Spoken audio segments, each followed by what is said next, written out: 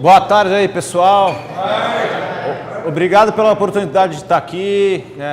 Eu venho sempre da cerveja caseira mesmo.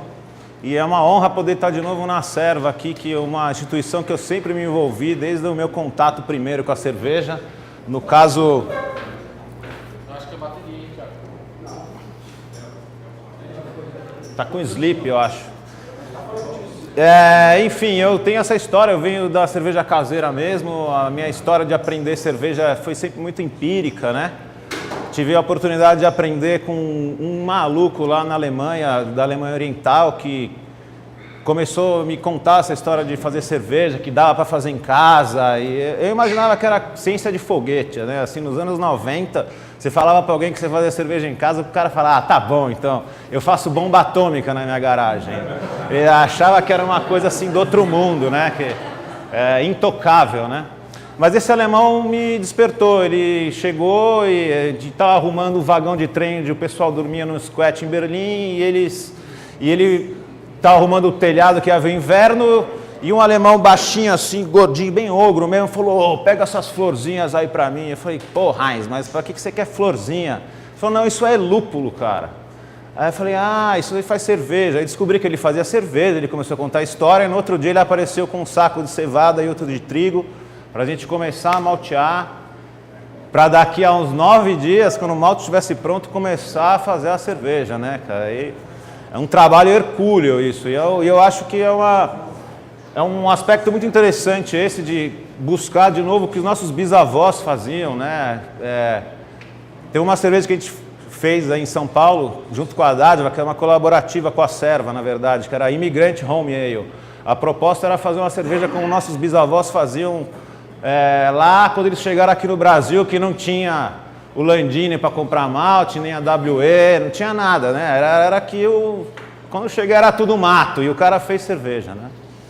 Então eu vi um pouco dessa coisa empírica da cerveja caseira e aprendi muito com o pessoal da Serva em São Paulo. Eu acho que esses exercícios, reuniões, até concursos BJCP é muito legal para você trocar ideia, discutir cervejas, saber se aquele frutado, que nem o Celso estava falando, frutado que vem da fruta, ou vem do lúpulo, ou vem do fermento, né? São lugares que são detalhes, mas que são muito importantes para você conseguir entender tanto a cerveja que você admira, que você está tomando. Falei, pô, essa aqui está demais, eu quero fazer uma assim em casa.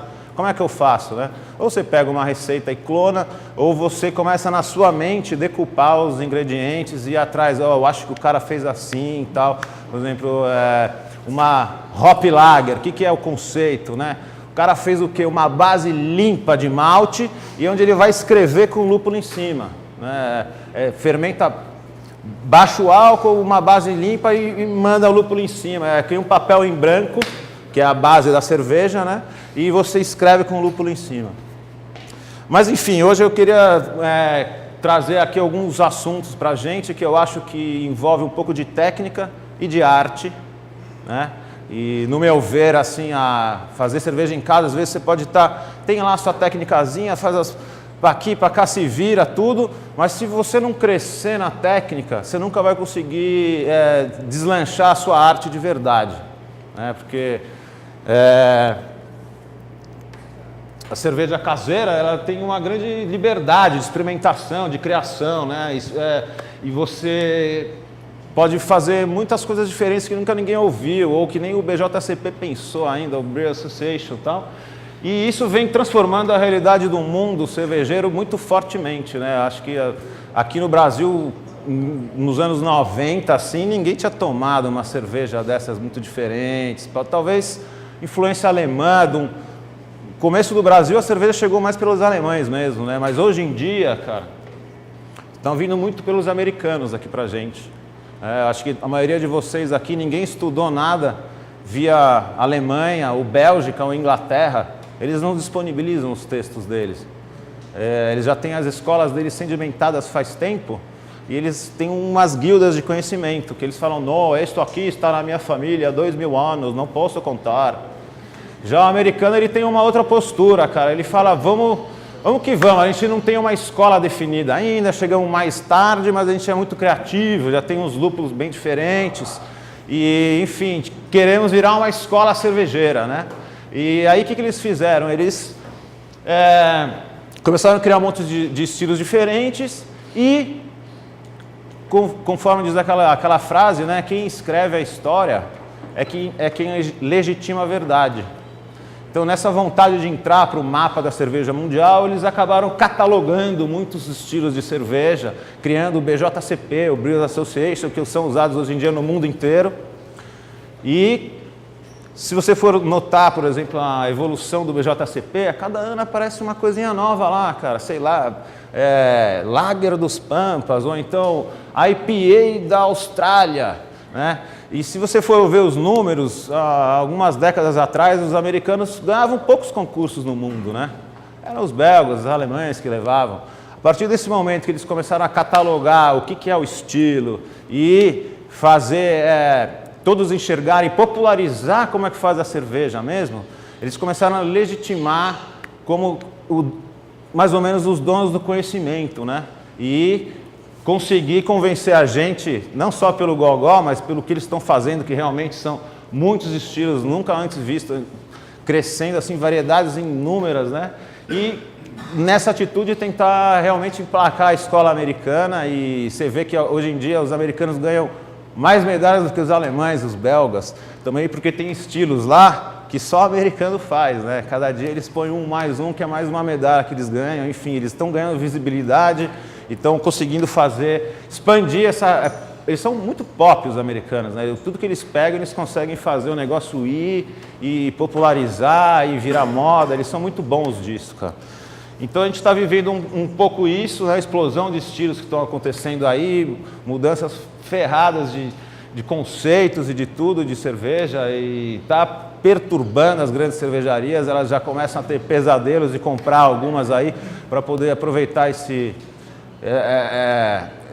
mercado que está crescendo 20%, enquanto o deles cresce 3% ou 1 e pouco. Enfim, eles não podem ficar de fora, já está incomodando e essa tendência veio para ficar, né? Eu acho que por mais que a gente vá na casa de amigo e tem lá aquelas cervejas de massa para tomar, a gente acaba tomando, mas a gente sabe, cara, quem já tomou uma especial nunca mais vai esquecer. O cara pode falar, não tenho dinheiro para tomar sempre, mas eu sei que isso aqui que eu estou tomando, eu não sei se é muito cerveja, tá? É uma porcaria aqui, água com bolha, alguma coisa, né? Opa! E aí no Brasil a gente ainda não tem uma escola definida, né? A gente está aqui meio no rastro dos americanos, a maioria da gente, todos os textos que a gente aprende é ver Estados Unidos aqui, que realmente tem influência deles pra caramba, né? A maioria das informações está na web, quem quiser pesquisar como fazer cerveja, você consegue, lá tem o livro de todo mundo, tem How to Brew, que você já tem até brasileiro que traduziu e você pode baixar aí à vontade, né? E o homebrew já está ficando mais enraizado, está ficando grande no Brasil também, né? Todos os cantos já está chegando. Quando eu comecei a fazer há uns 8, 9 anos atrás, só conseguia comprar malte do Landini, que era ali em Campinas, da Agrária, né? Ou então da WE. Aí já surgiu outros caras, trazendo malte da Inglaterra, trazendo malte americano, trazendo malte do where else, cara. Até argentino tem aqui, de todo lugar, enfim. Tá muito mais fácil hoje em dia, cara. Naquela época era complicado. Você fazia uma receita, queria repetir, o seu homebrew lá, shop, não tinha mais aquele malte, o amarilo sumiu, o não sei o que não tem mais. Aí, enfim, era difícil e hoje em dia isso já está muito melhor, né, cara?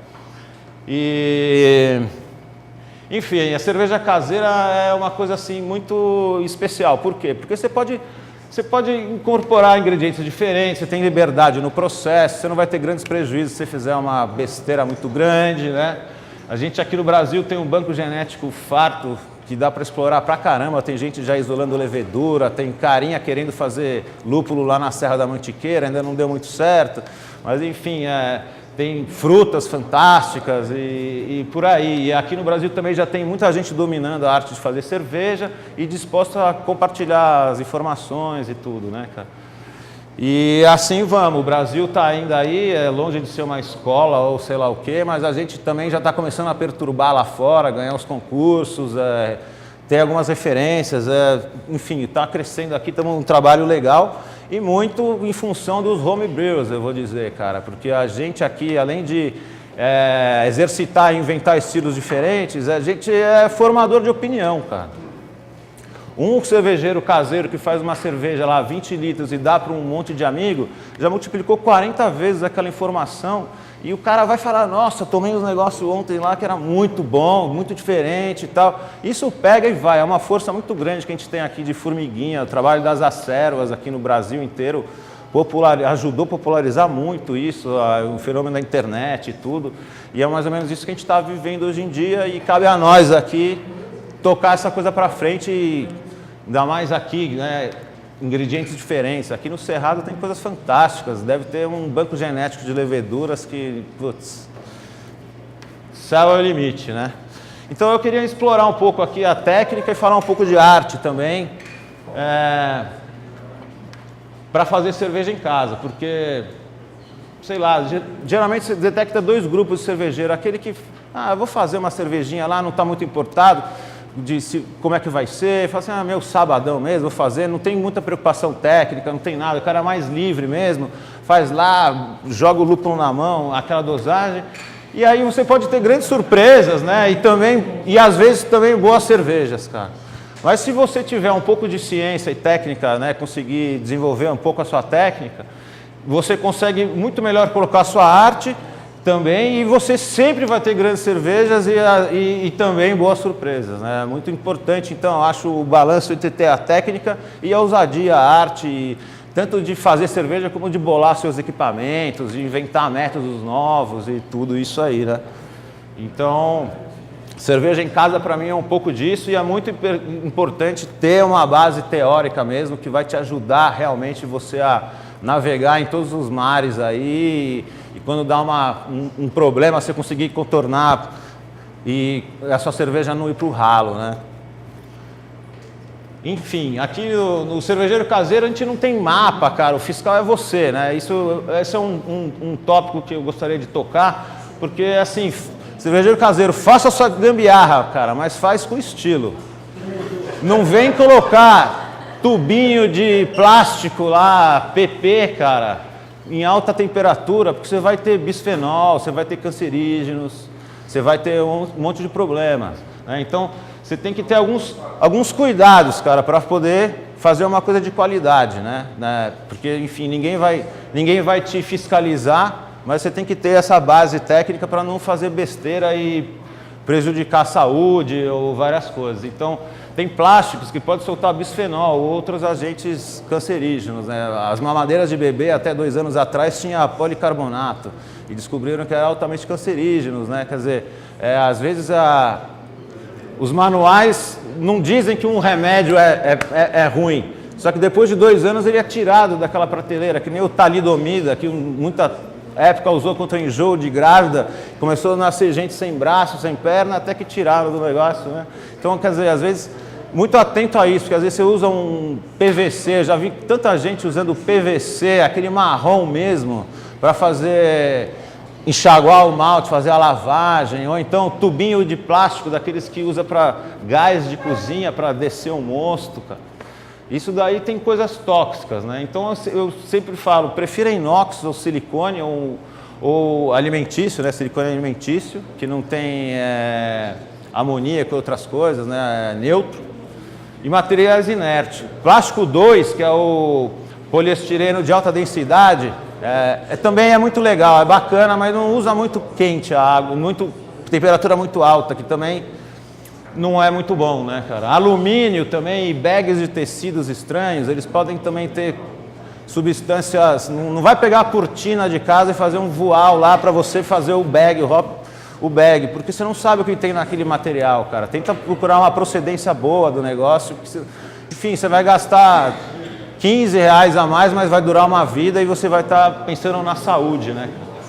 PVC, vinil, plástico 5 com temperatura alta, também policarbonato, não use isso, cara, que é problema, cara.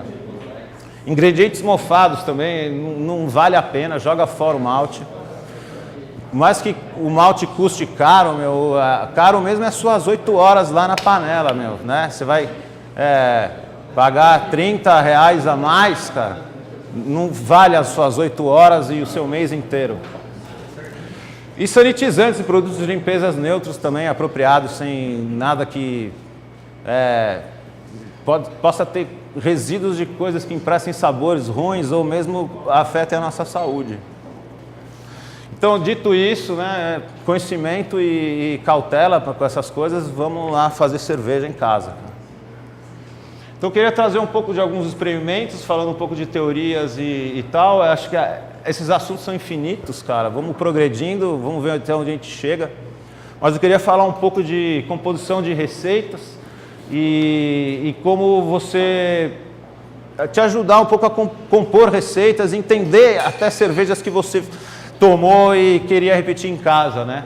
Eu não sou um sommelier, não sou uma pessoa super técnica em análise sensorial, mas eu entendo a análise sensorial como uma ferramenta muito importante para você usar em toda hora, cara, né? Você vai tomar uma cerveja no bar, você pode tomar lá tranquilo e tal, ou você pode tomar prestando atenção, né? Lembra da palestra do Celção lá, pô, uma IPA que tem uma West Coast, é mais seca, né? Você está tomando uma West Coast, você fala, realmente o corpo é seco, olha só, não tem caramelo, ou tem mais caramelo, malte caramelo ou menos. Quer dizer, você vai montando na sua cabeça um repertório e tentando entender como o cara fez aquela receita, né?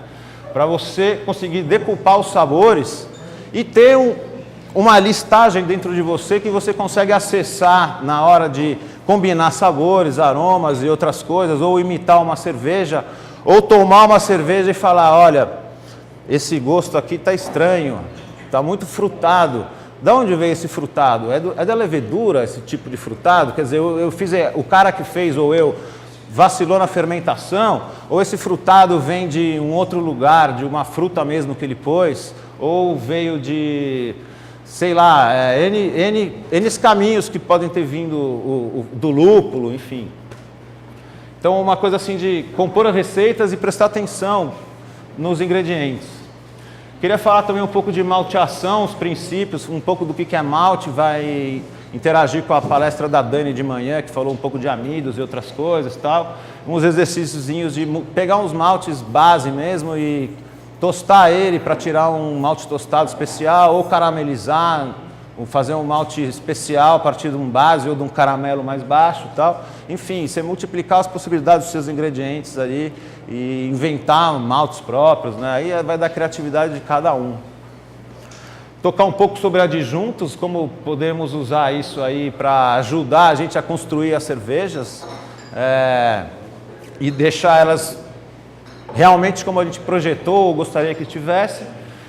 E alguns toques sobre cervejas bem alcoólicas, né? As big beers que tem que fazer para fermentação, ou então técnicas de você conseguir fazer uma cerveja um pouco mais alcoólica.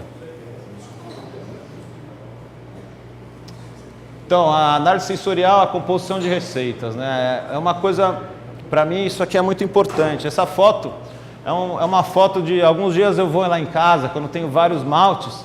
Eu pego um pouquinho dele, por exemplo, a cevada crua, pego um pouquinho, mastigo e vou fazendo exercício de entender, puxa, tem gosto de bolacha, água e sal, tem gosto de caramelo ou não tem, poxa, ele é mais ácido ou não. Aí eu como, coloco num papel em branco para eu ver a cor, escrevo o que era e anoto aqui as características sensoriais daquilo lá mesmo. A mesma coisa com o Pilsen. Depois eu vou comparar o Pilsen com o Mary's Otter, que é um outro malte base inglês, que é diferente, o malte feito no chão, ele tem diferente, o kilning dele, que é a parte que você esquenta ele, é diferente, ele tem características, além da cevada, ser uma cevada de inverno toda especial, o jeito que eles fazem a germinação, a secagem e tal, emprestam características diferentes. Você experimenta um Biscuit 50, que o cara falou lá na loja, não tenho aquele da Agrária, mas eu tenho um outro aqui que é igual, cara. Quando você vai ver, você pega ele a mesma cor, tudo, mas você põe na boca, você vai ver que um parece mais caramelo, o outro parece mais pão. Apesar de eles terem a mesma cor, um não substitui o outro realmente, né? E não é o cara da loja que vai falar isso para vocês, eu sinto muito, eles vão te vender um negócio. Se você não souber o que você está pondo na boca e o que aquilo pode trazer na sua cerveja, você pode ter umas surpresas, né, não tão agradáveis. E aqui é a mesma coisa, você pode fazer chá dos lúpulos, dos maltes, que você tem noção de quanto que ele empresta de cor, o quanto que ele vai emprestar de certos aromas e sabores, né? E vocês registra isso, escreve. Você vai montando um repertório e sabe na sua cabeça como trocar um malte pelo outro, ou na cerveja que você tomou, você fala, ah, cara, tenho certeza que tem Special B nessa belga aqui, porque você tem gosto de frutas pretas, né? Um sabor, um caramelo mais intenso, você já sabe que tem ali naquela receita aquele ingrediente e tal, e você começa a se agilizar melhor, né, cara? Então, para criar receita, né, que nem diria, Deus está nos detalhes, mas o diabo também está no detalhe, né, cara? Então, pequenos detalhes podem fazer uma diferença muito grande na cerveja, cara. A gente já viu aqui, cerveja é um processo complicado, tem 10, 12, 15 variáveis que você pode mexer, desde temperatura, pH, tempos, cepa de levedura, tipos de lúpulo e águas, e aí vai. Quer dizer, um detalhezinho você muda tudo de repente, cara, né, na cerveja. Se você fermenta uma base lá, usa um fermento belga ou um fermento lager, você dá para alguém que não sabe nada de cerveja, ele vai achar, tem certeza que aquilo são duas coisas totalmente diferentes, só porque você usou um outro fermento. Então, os detalhes são muito importantes, cara. E um dos jeitos de você criar receitas é ou você reproduz receitas de alguém e tenta chegar naquilo. Você pode montar a sua base com por exemplo, você pega lá um guia BJCP, Wheat Beer, você vai ver, sempre tem não sei quanto de trigo cru, base, malte base, Pilsen, ou Pale Ale, ou Continental. Enfim, você pega aqui aquela história da cerveja, utiliza seus ingredientes, vê lá a meta do estilo, vamos dizer, no final tem de 5 a 7 de álcool, então você já sabe a OG que você vai querer chegar um pouco, né? E você vai inventando a sua receita, usando novos ingredientes, tal, e combinações, e assim você vai conseguindo outros resultados, cara. Mas todos esses métodos, né, ele pressupõem ações que vai com conhecimento técnico junto, né, cara? Não é só a arte, ou doideira, ou pode ser também a doideira, cara, vou pegar todos os matos que eu tenho, mas às vezes não dá certo, né? Não é garantido a coisa. Então, uma análise sensorial atenta, ela te ajuda a adquirir repertório, cara. Não sei se todo mundo conhece a análise sensorial, acho que a maioria não, ou já viu uma ficha aqui do BJCP, né? Ontem foi o concurso aqui, está muito pequenininho aqui, mas basicamente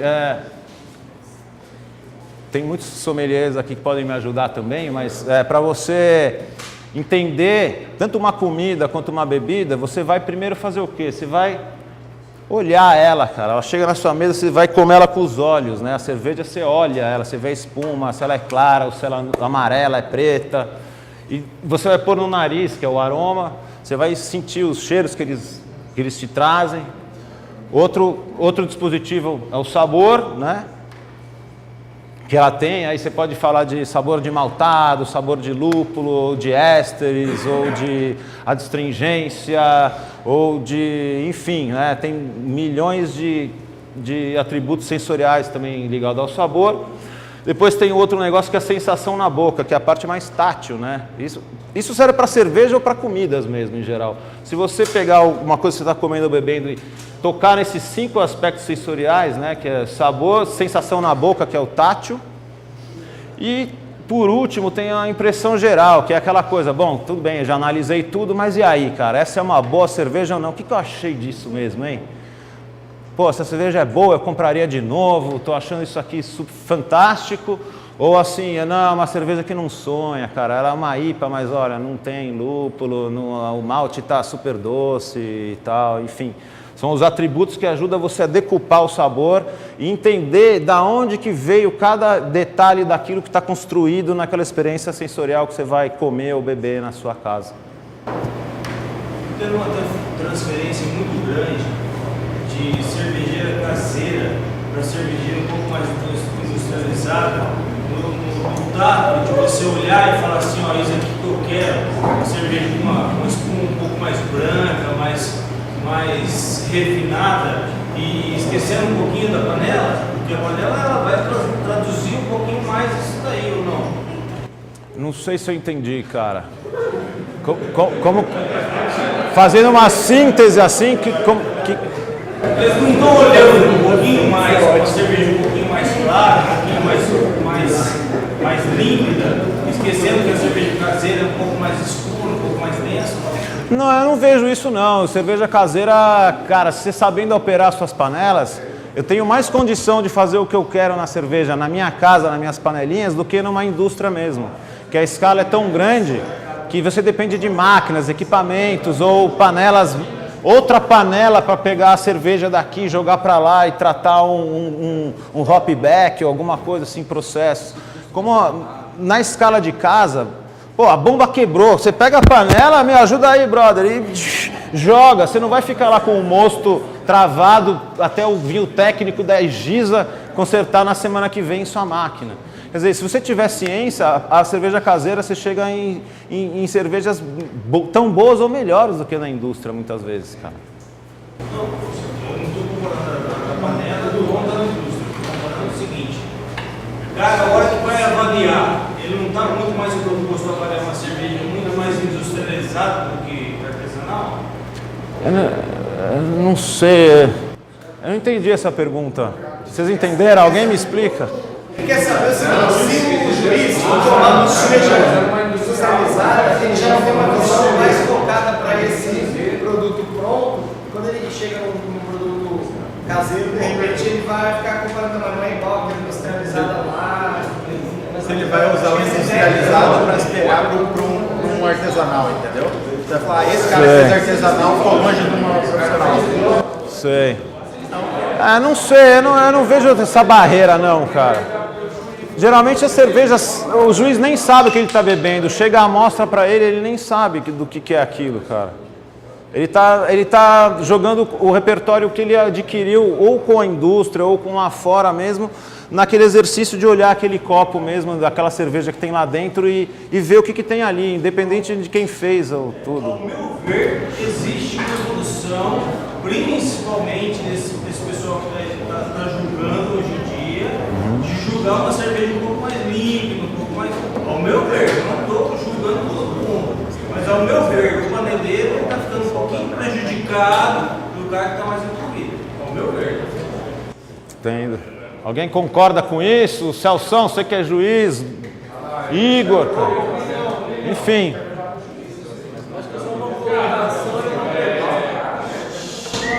Se eu posso dar um pitaco, é o seguinte, o BJCP forma juízes de cerveja caseira.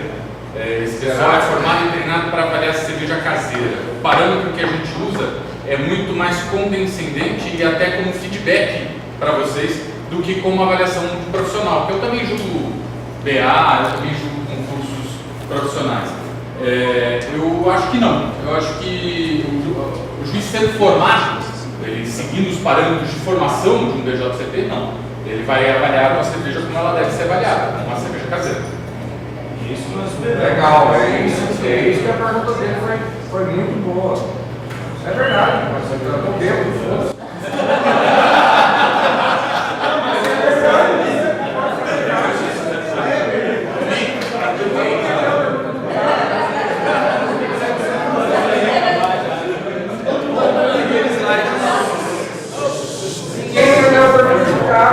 tá tudo certo e falar isso aí.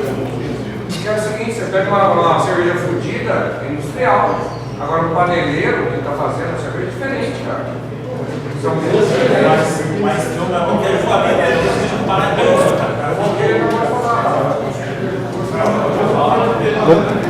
Próximo.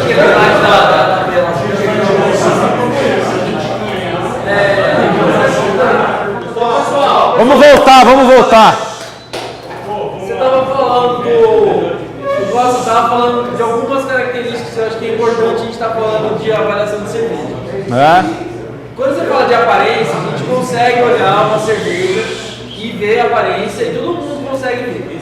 Quando a gente fala de aroma, todo mundo consegue ver aroma, a gente tem treinamentos de off-flavor e a gente consegue também. Quando vem o sabor na boca, aquilo remete o aroma ou não. Mas eu, por exemplo, eu tenho uma dificuldade de conseguir falar sobre sensação na boca. Você vai lá ver arenoso, cremosidade, Então, assim, algumas coisas, assim, uns parâmetros, você fala assim, poxa, não cortou bem o líquido, não é grosso. O que você me fala sobre isso? Então, é que assim, quando você vai descrever uma experiência sensorial, é difícil você usar uma linguagem muito técnica, muitas vezes você tem que ir para a poesia, né? Fazer paralelos com algumas coisas, cara. Isso me lembra rosas e não sei do que, né? Quer dizer, você tem que usar um palavreado que comunique e ao mesmo tempo compreenda a emoção que você estava sentindo e passar aquilo de volta. Mas isso é uma questão de treino também, cara. Se você, por exemplo, treinar, sentar numa mesa com os juízes mais experientes e tomar uma cerveja, pelo jeito, a conversa que eles vão falar ali, você vai escutando e você vai tomando e fala, tem sentido isso que ele está falando, olha só. A sensação na boca, por exemplo, o lúpulo pega aqui atrás, a carbonatação está áspera, né? Enfim, conforme você vai treinando e debruçando e tentando decupar de onde veio, se isso é sabor ou a sensação na boca, né? Se a astringência é um sabor ou é uma sensação palatável na boca, de tato, né, cara? O corpo, com certeza, é de tato, porque ele fica... Às vezes a pergunta... O escorregadinho da língua. Sim, o fedidinho da levedura. Aí vai.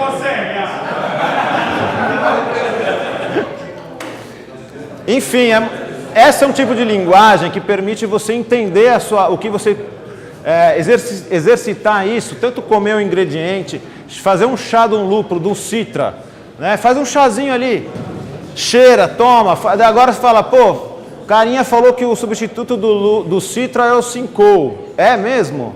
Faz um chá do Cinco e vê o que tem aroma de um do outro, parecem em alguma coisa, no que eles parecem e no que eles são diferentes. E aí você vai montando na sua cabeça um mapa, cara. Aí a hora que você for tomar uma cerveja lá no bar, você vai falar, com certeza que tem um Cinco, cara, porque eu lembro desse piney, eu lembro desse aspecto cítrico e verde que tem aqui. Então é uma questão de exercitar mesmo, contato com os ingredientes, experimentar com as cervejas, anotar e com atenção, isso vai te permitir você desenvolver uma maior desenvoltura para criar receitas, para corrigir problemas e chegar em resultados que você gostaria.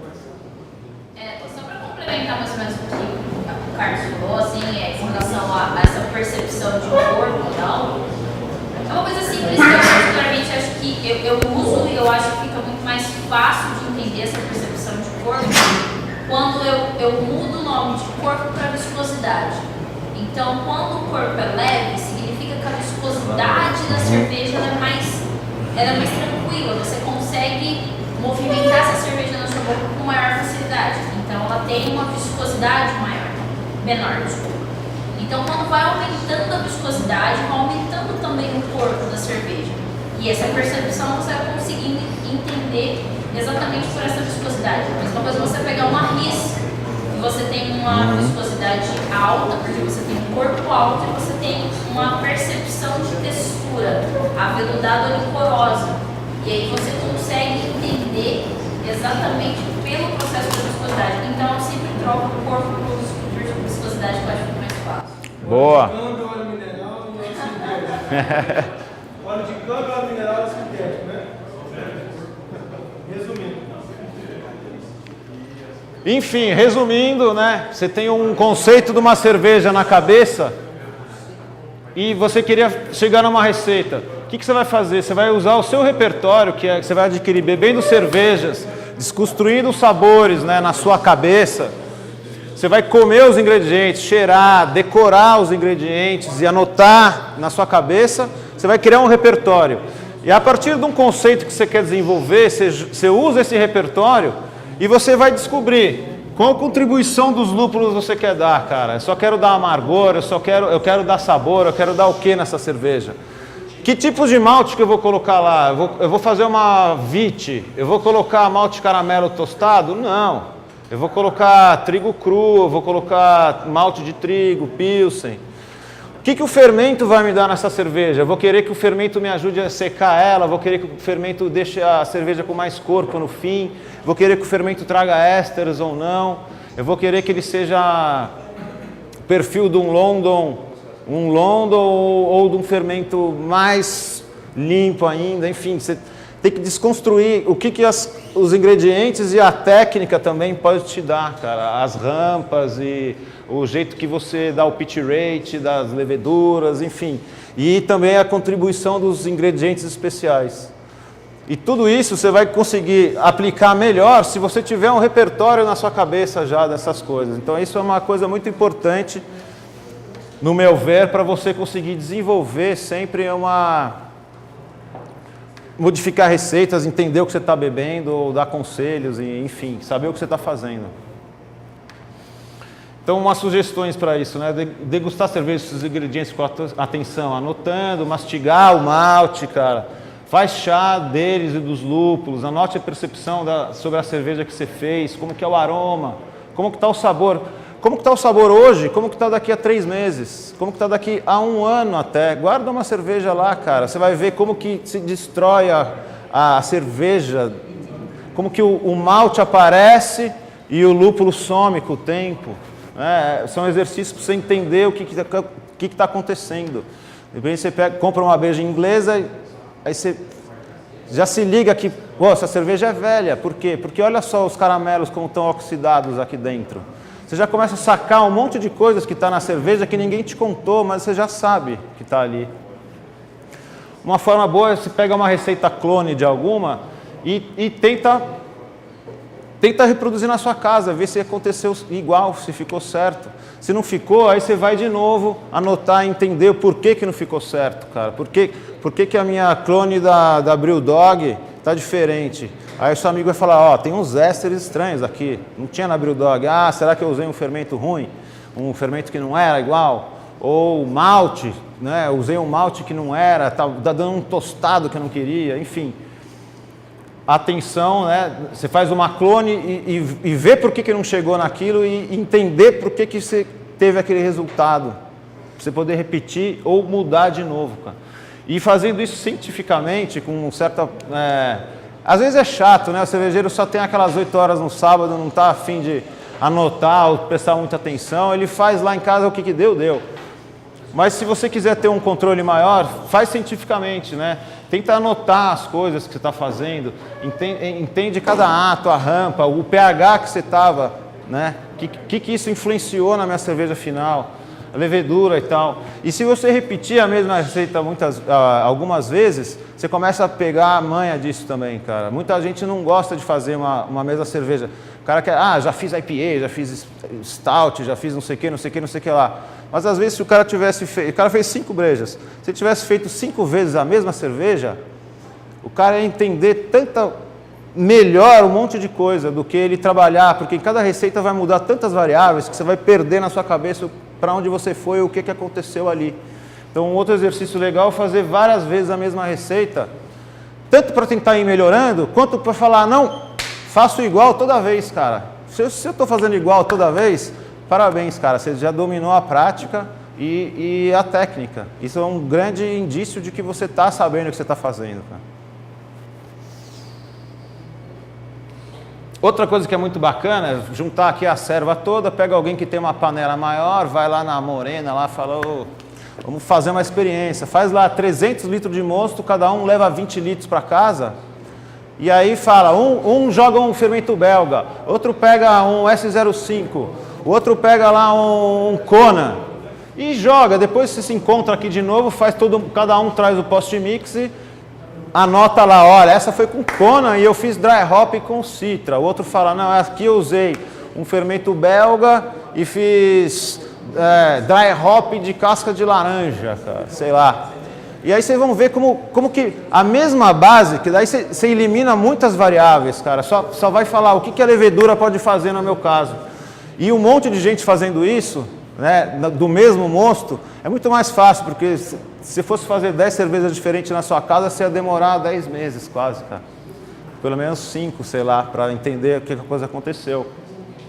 Então, pegar o mesmo mosto, dividir em alguns fermentadores e testar fermentos, taxa de leveduras, né? Você pode testar o que acontece se eu coloco menos ou coloco mais. Dou um underpitch, um overpitch.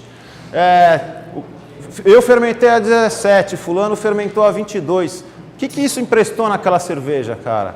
O 22 foi demais, foi muito éster, chegou a fazer álcool superior ou gosto solvente, ou não, falou, pô, o manual disse que a levedura fermenta de 17 a 22, o cara fermentou a 25 e deu uma coisa muito interessante de repente, cara. Pode acontecer isso também.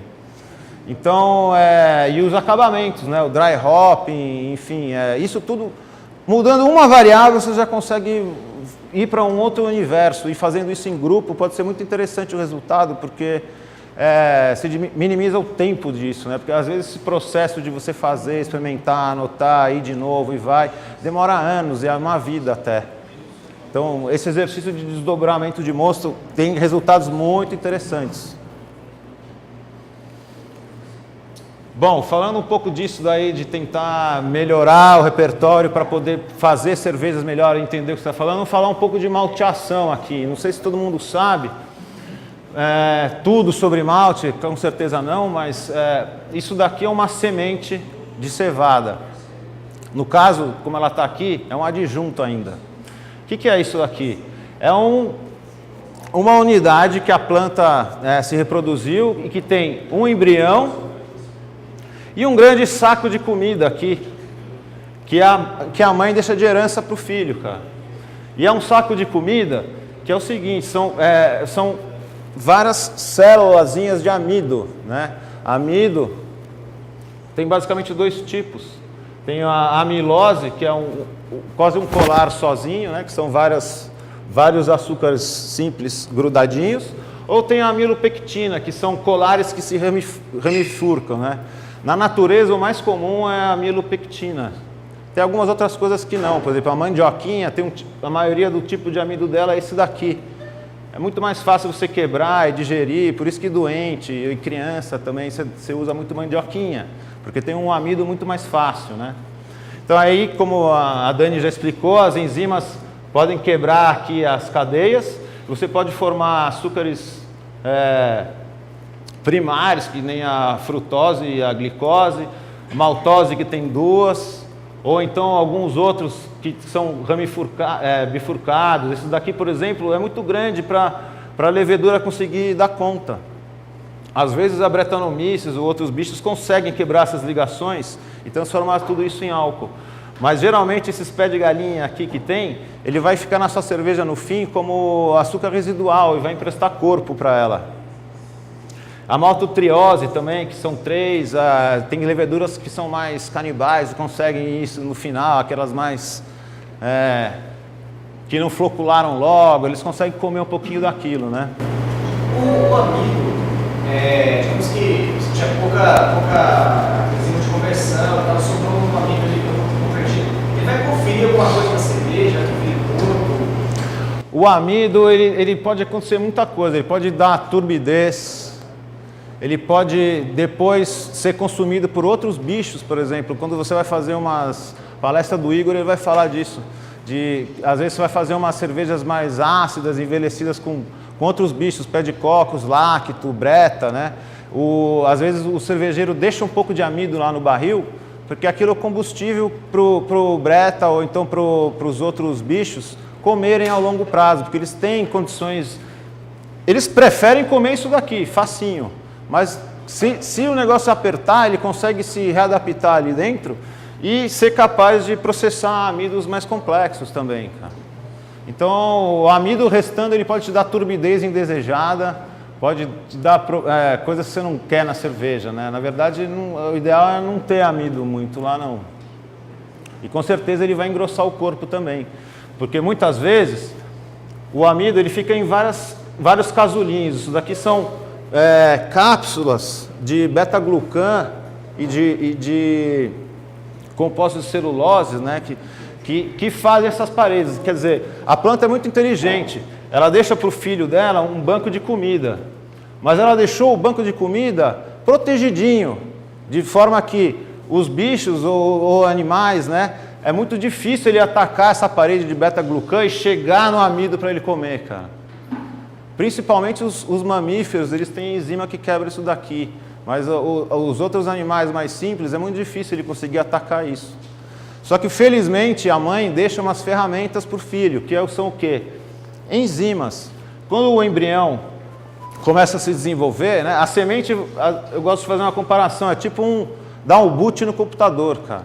Se você coloca umidade, temperatura e oxigênio certo para ela liga o programinha dela, cara. Ela começa, o embrião vai rodando, vai se desenvolvendo e vai produzindo resinas, hormônios, enzimas, vários outros compostos, um monte de outros aminoácidos, cara, e de coisas de sabores e de tal, né? Para os Vedas, maltear é multiplicar os nutrientes de uma coisa, cara. Para um Veda, você é rico não se você tem dinheiro, mas a quantidade de tipos e quantidade de grãos que você tem, você é um cara rico. E se você malteia um grão, vamos dizer que aqui você tenha 1000 tipos de compostos, vai, chutando. Quando ele começa a nascer, em um dia ela já vai ter 5.000, daqui no 4 dias ela já vai estar com 20.000 tipos de coisas diferentes. E isso vai criando um monte de coisas e também produzindo essas enzimas que são as chaves para ir quebrando essas paredes de beta-glucan aqui e também ir quebrando certas proteínas. A maior parte da proteína ela fica nessa parte rosa aqui, que é a membraninha que envolve tudo. Por exemplo, quanto menor é o grão da cevada ou do malte, geralmente maior a quantidade de proteína que você tem naquela semente. E maior quantidade de proteína também se reverte, muitas vezes, em maior potencial de enzimático. Então, o que significa maior potencial enzimático, né? Você tem condições daquela enzima que tem aqui dentro, converter mais quantidade de amido que você quiser. A cevada de 6 fileiras, a gente usa a maioria aqui no Brasil de 2, né?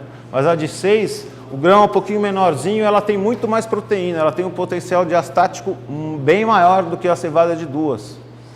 Se você estiver fazendo uma cerveja que você sabe que você vai ter pouco malte nela, de propósito você quer fazer uma cerveja com menos malte ou usando muitos adjuntos, se você quiser você pode usar uma cevada de 6 fileiras para dar um turbo, né? De trazer mais enzima para um sistema que tinha pouco e fazer ele converter mais rápido aquilo ali que estava os amidos ali. Então, basicamente é isso, um saco de amido com várias cápsulazinhas protegidas e quando o embrião começa a crescer, ele vai quebrando esse material aqui. Então, depois que ele nasce, né, a acrospira, que é o que vai sair por aqui e dar a folha, começa a crescer, crescer, crescer. As raízes também se desenvolvem e dando um zoom aqui, né, aqui são os grânulos de amido dentro das paredes celulares ali do endosperma intacto. Quando começa a maltear, as enzimas vão quebrando essas paredes todas, e vai liberando aqui esses grânulos de amido que vai acontecer daí? Quando você moe o malte, né, que nem a gente estava falando na palestra da Dani, talvez você não precise moer ele até virar um pó. Por quê?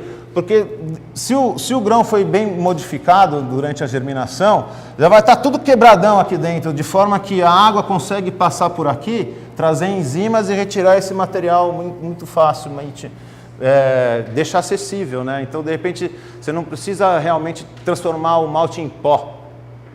Muito porque todas essas paredes, se o malte for bem modificado, já vão estar mais ou menos permeável para a água e para as enzimas entrarem aqui e conseguir quebrar para você os amidos. Então, é isso que acontece mais ou menos na malteação. Quando você vai lá, então eu vou falar um pouco mais isso de malteação em casa um pouco mais para frente. Vamos ver o que a gente tem aqui. Falar um pouco de grupos de maltes principais, né? Você tem o malte base, que geralmente é cheio de enzima, né? Aquele que te ajuda a quebrar bem os amidos, tanto dos adjuntos quanto dos grãos mesmo. Geralmente eles são base, né? Eles não têm grandes sabores, né? De aroma, de caramelo, de tostado, de nada. Ele é mais básico mesmo e tem bastante enzimas. Aí você tem o grupo dos maltes caramelo e malte cristal. Geralmente é muita confusão entre um e o outro, porque quando você vai maltear, geralmente acontecem as duas reações, tanto as reações de Maillard acontecem quanto a de caramelização. Então você nunca vai ter um malte somente com reação de Maillard. Você pode predominar a reação de Maillard, se você usar, por exemplo, um pH um pouco mais baixo e um tipo de cevada que tenha mais proteína, você vai prevalecer, porque a reação de Maillard, não sei se todo mundo sabe, é a reação de aminoácidos com açúcares, que acontecem via calor e pH certo. É aquela história, você pega o bife lá, carne crua, ali tem aminoácidos e tem açúcares também. A hora que você joga na chapa, vai reagir a proteína com açúcar e vai sair aquele cheiro de churrasco que até usa em salgadinho, aquele coisa típica, né? Que a gente identifica como cheiro de churrasco. Aquilo é um subproduto da reação de Maillard que transforma os alimentos. A mesma coisa com a casca do pão, por exemplo. O pão sem assar, ele tem aquele cheiro insosso de farinha. Agora, se você assa ele dá aquela...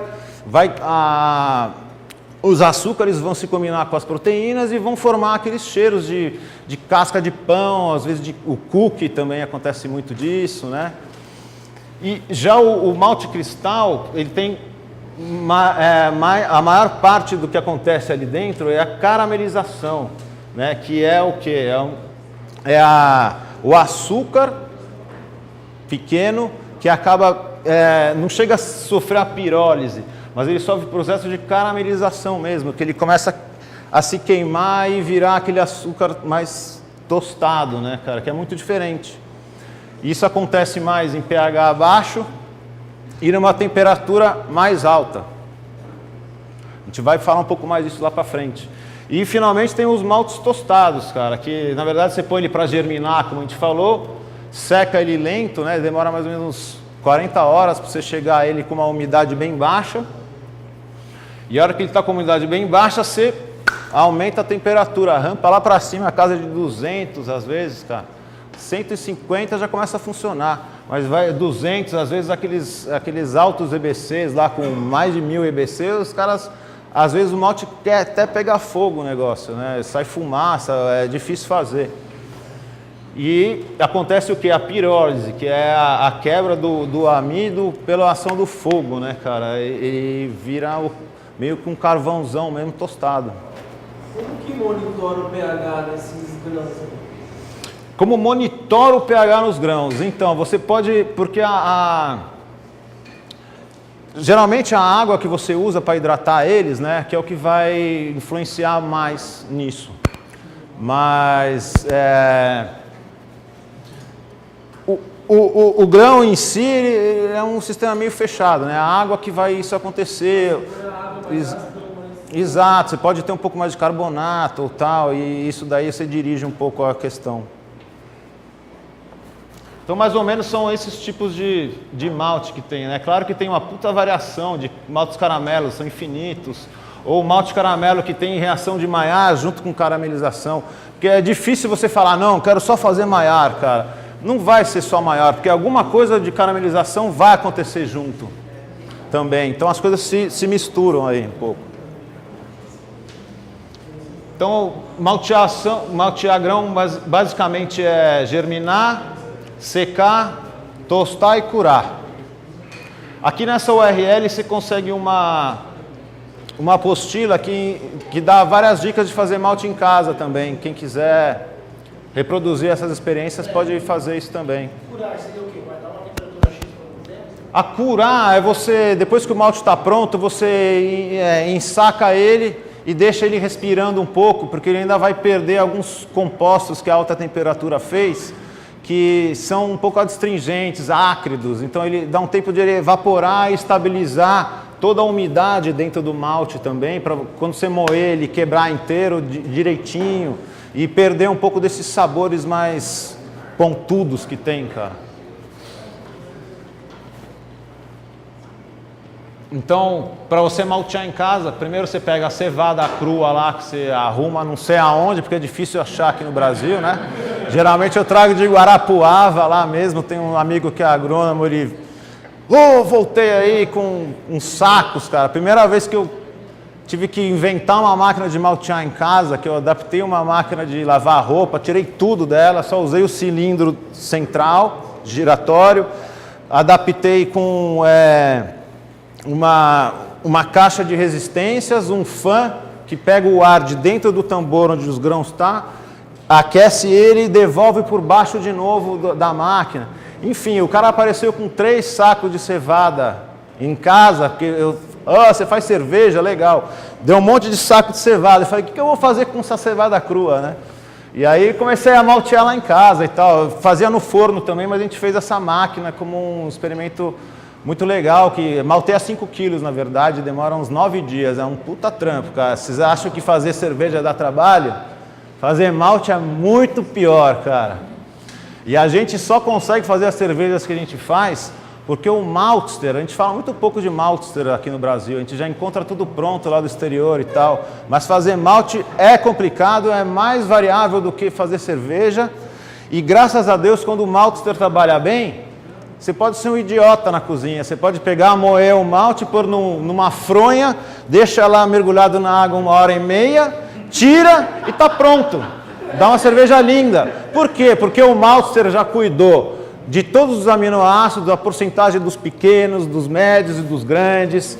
Ele já cuidou de quanto que modificou o malte ali. O cara já fez quase tudo para você. A gente é muito mal agradecido com os maltster aqui, ninguém dá crédito para eles, mas esses caras são foda, meu. Quem faz malte mesmo é cabeção, cara.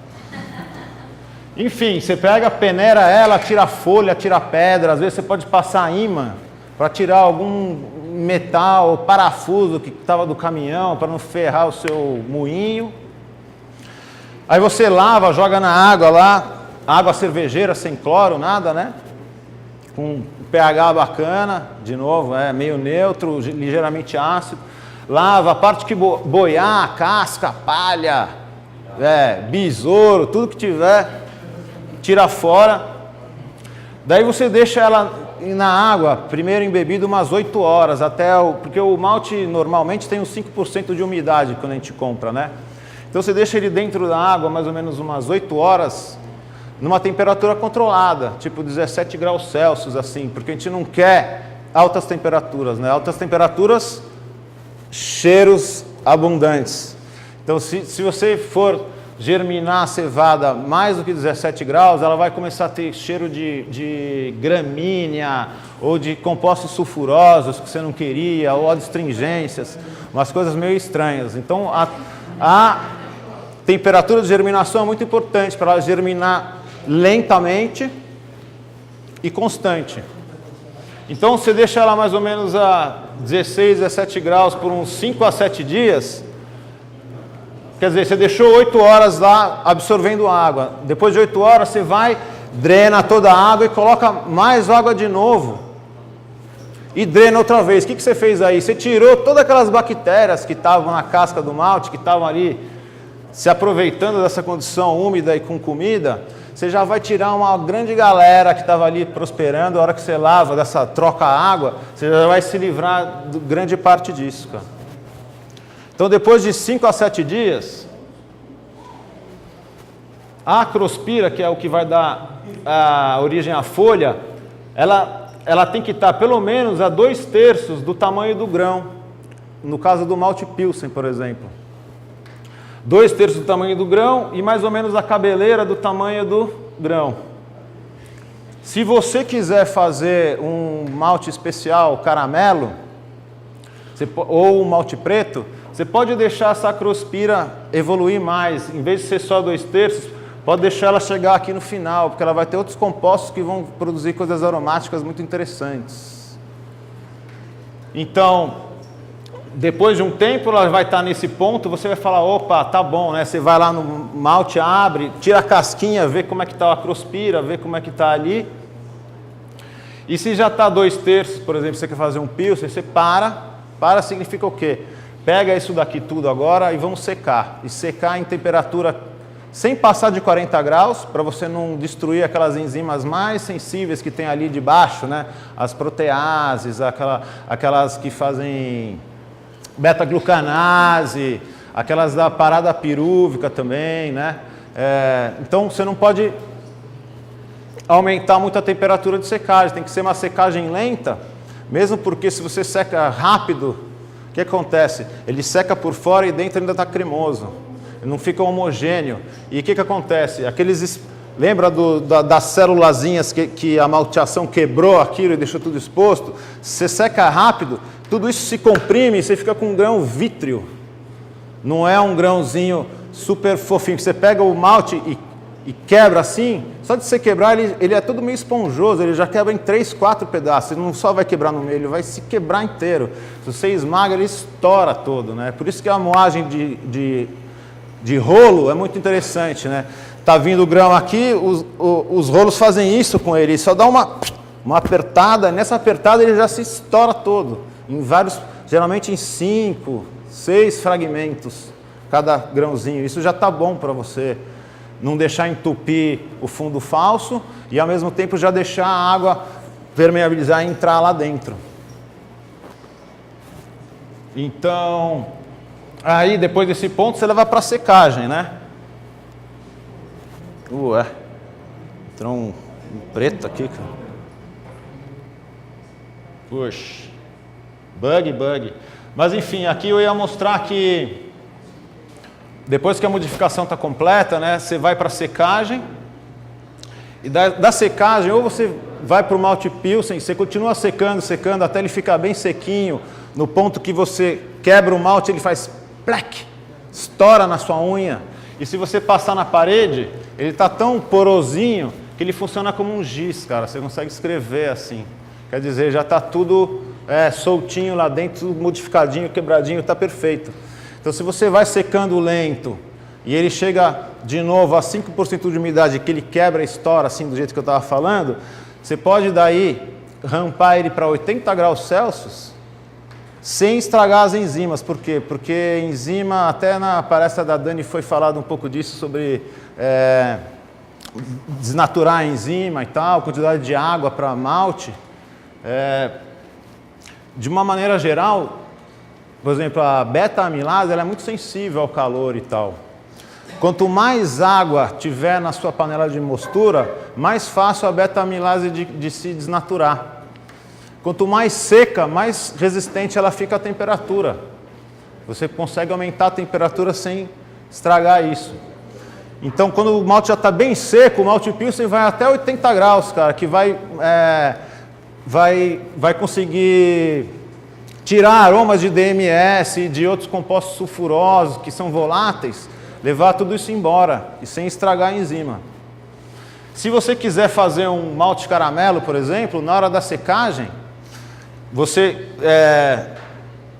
transformou ele, germinou, em vez de você secar ele, quando ele estiver úmido ainda mesmo, você leva ele para o forno e deixa a 66 graus, que é a nossa parada básica, né, de fazer cerveja. O que está acontecendo ali? É uma temperatura média em que a alfa e a beta estão quebrando os amidos em açúcares pequenininhos. Quer dizer, você faz um mini mesh dentro de cada grão a 60 graus durante umas 2 horas, você põe na boca, ele já está docíssimo e úmido.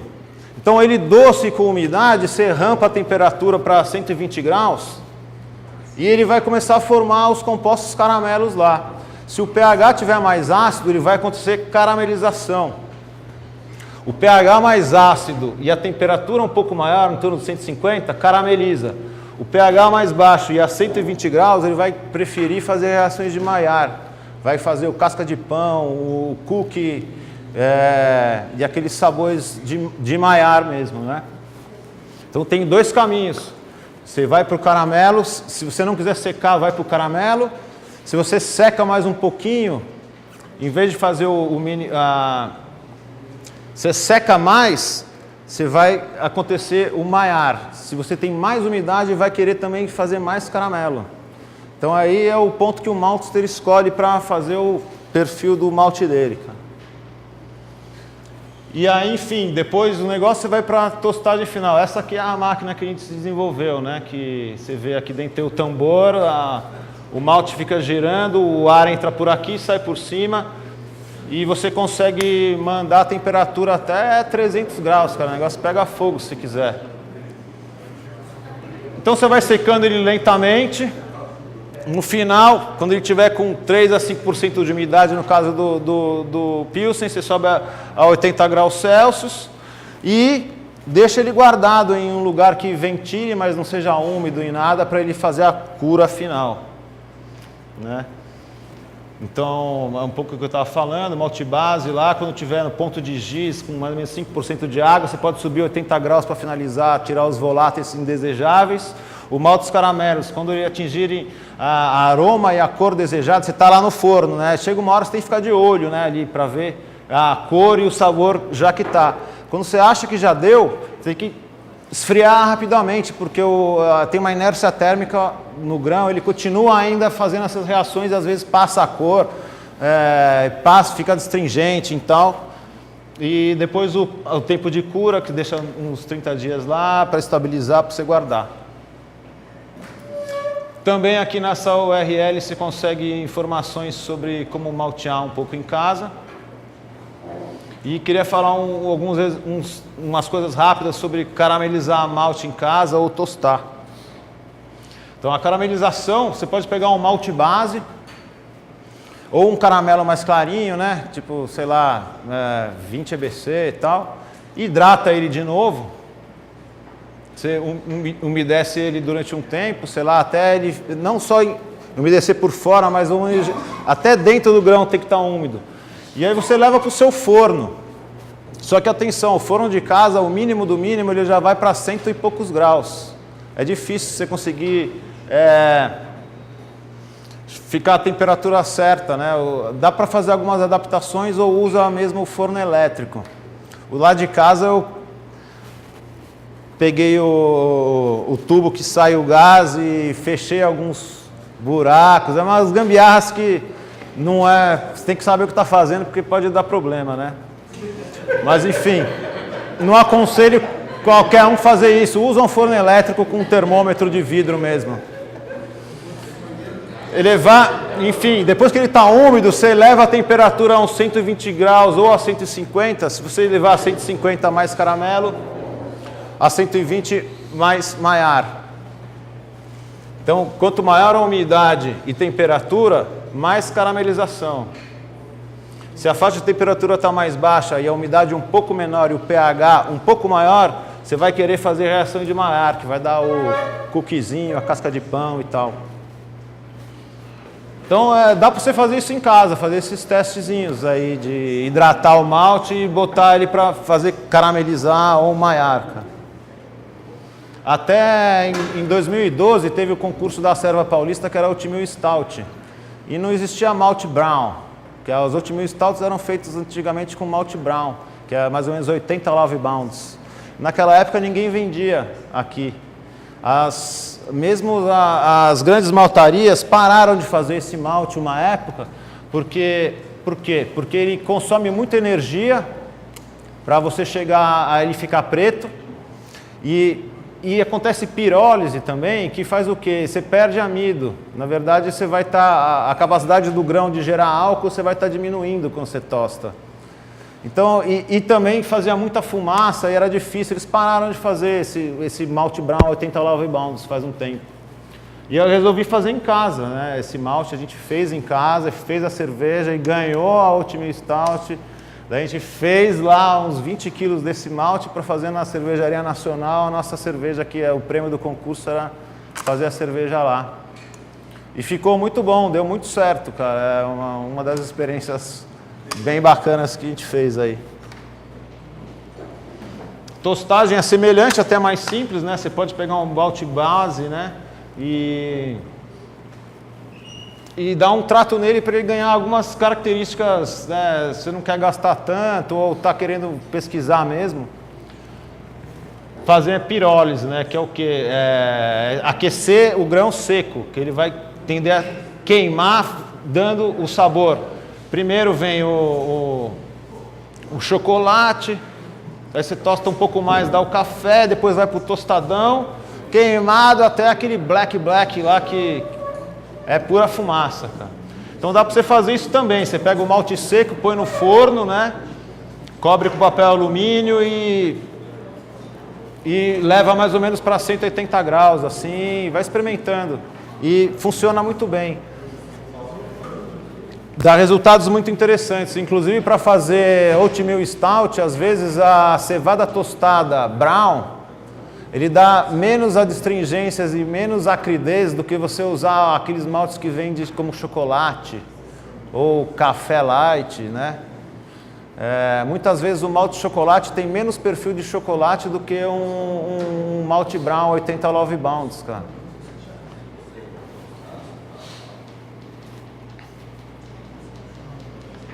Outro tópico que eu acho que é bacana aqui pro cervejeiro... Desculpa. Eu tinha pensado esses dias, não sei se você já fez um teste com uma air fryer, tentar fazer um raw malt em casa. Não tenho isso, senão eu já teria feito, cara. Eu comprei uma essa semana, eu tava olhando pra ela e falei, opa, eu vou tomar uma cerveja light. Faz isso e bota no Facebook pra gente ver aqui. Semana que vem, lição de casa, cara. Uma air fryer fica boa, cara. 20.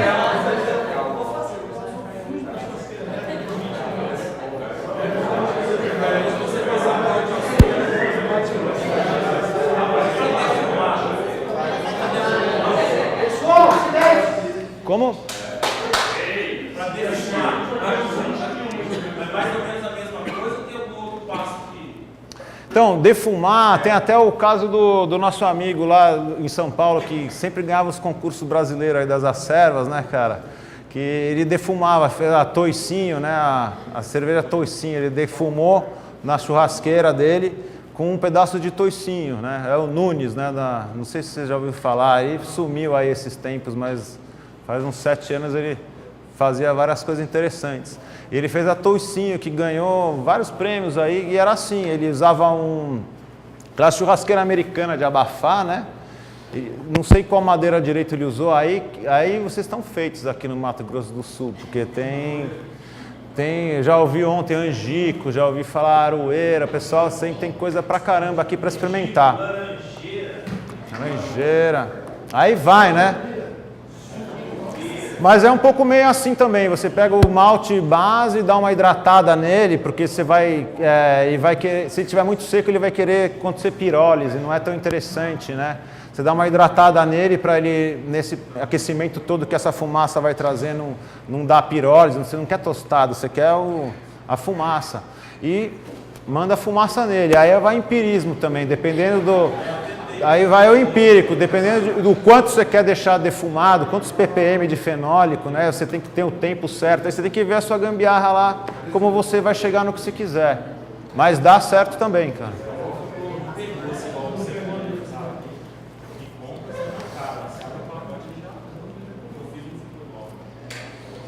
Aí eu queria falar um pouco sobre os adjuntos, né? Tem muito preconceito sobre adjunto no Brasil por causa da história aí de cervejaria que não põe malte nenhum e só põe adjunto. Mas tradicionalmente adjunto é um meio justo, cara, para usar na sua cerveja, sabendo o que você está fazendo. Principalmente se você tem um feedback bom de malte por trás, por que não usar adjunto se eu quero uma cerveja com menos corpo? Por que não? Eles podem trazer cores diferentes, né? Alguém estava falando aí de adjuntos, de deixar a cerveja escura sem trazer tostado ou chocolate. Você pode usar um candy sugar mais escuro, por exemplo. Faz um candy sugar quase preto, ele vai trazer cor para a sua cerveja também, mas não vai trazer a astringência e a acridez. A criatividade aí também não tem fundo, né? O adjunto também pode construir o corpo da cerveja, tanto abaixar ele, né? Se você quiser abaixar o corpo, usa um adjunto que não tenha proteína,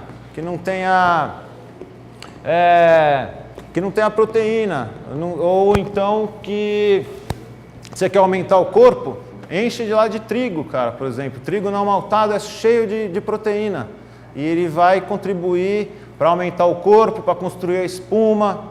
É claro que também que a espuma é um outro, dá para falar só 2 horas só de espuma também, porque é uma coisa complicada construir uma espuma que seja perfeita. Você tem que ter a relação certa de aminoácidos pequenos, médios e longos. Os longos eles quase vão todos embora, ele vira trub, ele vai sedimentar logo na hora que você começar a esfriar lá, depois que você desligou a fervura, os aminoácidos grandes eles vão formar aquelas estrelinhas que é o que vai fazer o trub primeiro. E a proporção de aminoácido pequeno e médio, ela ajuda a construir o coloide, que é uma cerveja, um coloide, água e proteína, vamos dizer, sob um ponto de vista. Água e proteína aumenta a tensão superficial do líquido, fazendo que quando a bolha se descola da cerveja, ela vai para cima e ela fica armada. Qual a diferença da Coca-Cola, que faz um monte de bolha quando você joga? Ela faz aquela bolha, depois a bolha... Shh. Por que ela faz? Shh. Porque a tensão superficial é pequena, ela não tem proteína, não tem goma, não tem proteína, não tem nada que consiga sustentar a bolha de pé. Então dá um super trabalho também montar o perfil de aminoácidos certos para a sua espuma ficar perene, formar com bolha pequenininha e ficar com laços belgas também.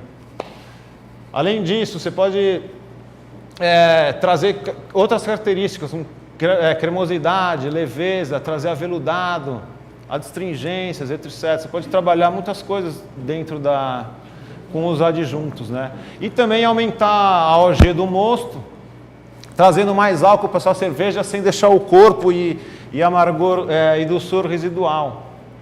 O doçor residual está muito ligado àqueles amidos lá de pé de galinha, lembra? Porque ele não vai quebrar tudo, sempre vai ficar 3, sei lá, a conjunção ela não é quebrada pela abraçagem ali. Fica aquele pé de galinha e aquilo vai aumentar o corpo e o doçor residual na nossa cerveja. Então, se você usa muito malte, vai ter muito pé de galinha, porque sempre sobra pé de galinha do amido. E isso vai dar corpo na sua cerveja e vai dar doçor final. Se você não quer, tira isso, usa um adjunto que vai te ajudar a trabalhar isso. Por exemplo, trigo cru, cevada, milho, arroz, centeio. Quando você usa muito adjunto, você pode ter algum problema a mais. Por quê? Porque você tirou aquele cara que era o maltster dessa jogada, cara, que é o cara que resolveu toda a sua breja para você e você nem sabia. Quando você vai usar adjuntos, você pode ter que usar uma gelatinização do amido com uma pré-fervura. Você põe lá uma cevada crua, por exemplo, se você põe ela só moída crua, a enzima não vai conseguir quebrar o amido dela. Por quê? Porque aquelas cápsulas de glucans lá, que eu mostrei lá naquele slide anterior, vão estar todas fechadinhas, as enzimas não vai conseguir chegar lá para quebrar. O que você faz? Se você ferver a cevada crua ou o milho, por exemplo, você vai estar quebrando essas paredes de beta-glucan todos e fazer a mesma coisa que a malteação faria. Você gelatiniza o amido e aquelas capinhas protetoras, expondo elas para as enzimas atacarem. E se você usar não maltado também, o que vai acontecer? Aquelas paredes de glucan que a malteação vai quebrando, vai estar tudo intacta. O que vai acontecer? O glucan, além de ele dar corpo na cerveja, ele também dá muito embaçamento, cara. A cerveja vai ficar túrbida. Então, se você está usando muito trigo cru na sua cerveja e não faz uma parada de beta-glucanase para quebrar esses glucans, você vai ter um monte de haze na sua cerveja. Não sei se você quer ou não ter isso, né? Enfim, isso é um dado de projeto que você escolhe para você. Se você for fazer uma VIT, uma VAI, você nem encana com isso porque já é turvo mesmo e tem que ter uma turbidez permanente, né? Outras coisas, paradas proteicas também é importante. Geralmente, a parada proteica é uma coisa que era um recurso que existe, mas falando a verdade, no final do malte pronto, cara, como ele já foi, a temperatura já foi para 80 graus, mesmo no malte base, tem muito pouco das enzimas de proteases que sobram ali nesse instante, cara. Você ainda consegue utilizar ela, mas você não consegue fazer muito milagre, não. O que o maltster deixou lá no malte é mais ou menos o que vai ficar. Você consegue dar fazer um chorinho ali, né? Vou parar na casa dos 53 ou dos 55 graus. Que você está trabalhando a exo ou a endopeptidase, né? 53 graus é a exo, ela só vai comer o final da proteína. E a endo, ela vai entrar aqui no meio, quebrando ela inteira, que nem a alfa-amilase faz. Uma analogia parecida, né? Então, a parada proteica pode ajudar, por exemplo, quando você põe aveia ou trigo cru, ou cevada de 6 fileiras, ou cevada crua mesmo, você fazendo parada proteica, você consegue fazer o que o maltster tinha feito. Programar os aminoácidos pequenos, médios e longos numa quantidade interessante para a sua cerveja. Então, você ajusta o perfil de aminoácidos, né? E consegue trabalhar a espuma, a manutenção da espuma, a transparência, a opacidade dela também tem muito a ver com isso, né? Enfim, quando você usa adjuntos, você vai ter um trabalho um pouco maior na sua casa para processar aquilo, porque o Maltster não fez para você. Mas são ferramentas muito interessantes para conseguir alguns resultados que podem ser muito interessantes. Desculpa a imagem que está um pouco embaçada, mas aqui é um gráfico de temperatura de gelatinização de vários elementos. Por exemplo, aqui o milho, ele gelatiniza em temperatura baixa, mais ou menos. Isso aqui é onde a gente trabalha na nossa panela, mais ou menos de 63 a 68 graus Celsius. Você vê que o milho, ele precisa de uma temperatura... Ele gosta mais de estar aqui, mais forte, então uma fervura ia ser boa para quebrar os glucans e gelatinizar o amido, né? Aqui tem outro tipo de milho, sorgo está um pouco mais alto. Você vê que o milê, ele já gelatiniza desde aqui de baixo, cara. Então você não precisaria ferver ele, teoricamente, que nem a cevada crua, ó. Gelatinização entre 60 e 62. Se você for usar cevada crua, nem sempre você precisa ferver ela. Por quê? Porque você vai estar trabalhando nessa faixa, nas suas 1h30, 1 hora lá na sua panela, já vai ser o suficiente para gelatinizar a cevada crua. Aqui o trigo, por exemplo, o trigo ele tem uma temperatura menor ainda de gelatinização. Então, talvez você não precise nem ferver, porque ele estando mesmo nas rampas que a gente já faz, já vai gelatinizar no mesmo tempo, as enzimas vão conseguir trabalhar ele. Isso aqui é o que? Por exemplo, mandioca, com temperatura um pouco mais alta, batata, enfim. Essa tabela é legal para dar uma olhada se você for escolher. Oi? Aveia tá... Oats, aqui ó. Também está embaixo. Você não precisa ferver a aveia para gelatinizar ela. E ainda mais a aveia flocada. Ela já passou numa prensa, nos rolos super quentes, que ele amassa a aveia e ao mesmo tempo já manda ela para uma temperatura grande, onde já acontece essa gelatinização de quase tudo para você ali na aveia. Milho também, né? O milho em flocos também é o mesmo princípio, cara. Arroz em floco também.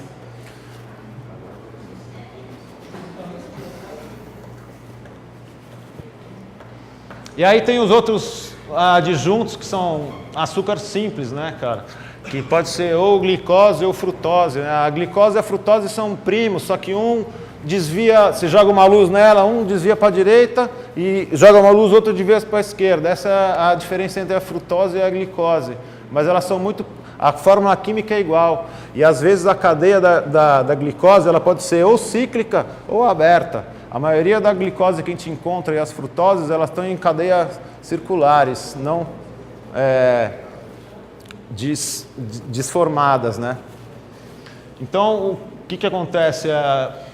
Esses açúcares são totalmente fermentáveis, não tem problema nenhum de tratamento de enzima ou tal, mas assim, pode usar para tirar o corpo e tal, mas evita usar muito, porque se usar muito ela começa a perder corpo.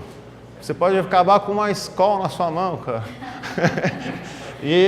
E ao mesmo tempo ela pode criar certas características muito agudas, deixando com gosto áspero, como a cidra tem, por exemplo. Não sei se vocês lembram disso. O mel não tem como você reter ele no corpo, assim. Ele é uma cadeia muito fácil de você comer. O mel é praticamente frutose, cara. É uma açucarzinha que o levedo fala assim, manda, que eu como isso na hora aqui.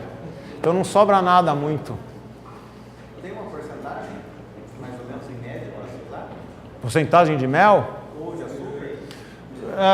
Pô, aí vai da sua cabeça, cara. Se você usar tudo, você vai acabar com um MID, cara.